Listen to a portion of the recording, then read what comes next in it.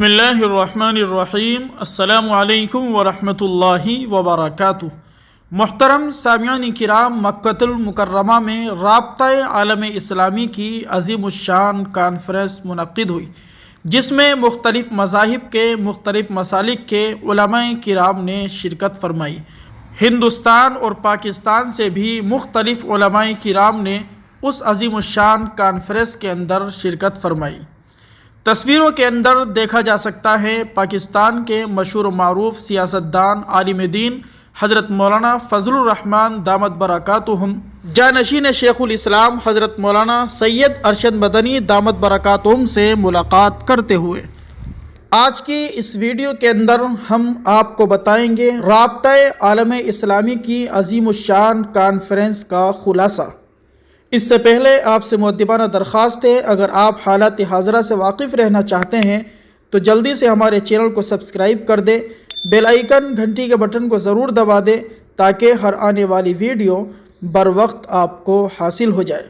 محترم سامعین کرام، رابطۂ عالم اسلامی کے جنرل سیکریٹری نے اقوام متحدہ کی جنرل اسمبلی کی جانب سے اسلام فوبیا سے نمٹنے کے اقدامات سے متعلق قرارداد کی منظوری اور اسلام فوبیا کے سدباب کے لیے اقوام متحدہ میں خصوصی ایلچی کی تقرری کا خیر مقدم کیا ہے۔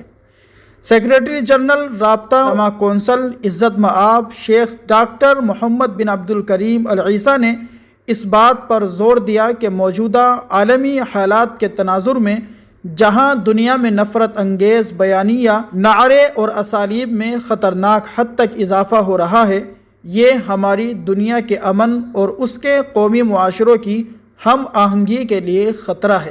ڈاکٹر عیسیٰ نے مؤثر قومی اور بین الاقوامی قانون سازی کے ذریعے اس بیانیے کے تدارک پر زور دیا جو اسے جرم قرار دیتے ہوئے اسے قومی اور بین الاقوامی استحکام کے لیے خطرات میں شمار کرے۔ انہوں نے سزا سے چھوٹ جانے کے رجحان، جواب دہی کی عدم موجودگی اور تہذیبی تصادم کے تصورات میں اضافے سے بھی خبردار کیا۔ اس کے ساتھ انہوں نے خاندان، تعلیم اور بااثر پلیٹ فارمز کی سطح پر اس رجحان کے سدباب پر بھی زور دیا۔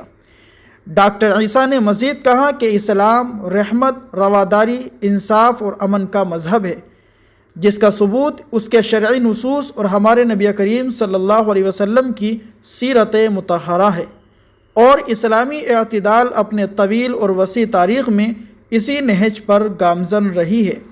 انہوں نے مزید کہا کہ اسلام کی نمائندگی وہ نہیں کرتے جو اس کے اصول و اقدار سے منحرف ہوئے، اور نہ وہ جو انتہا پسندی اور تشدد کو جواز فراہم کرنے کے لیے اسلامی نصوص کو توڑ مڑوڑ کر پیش کرتے ہیں۔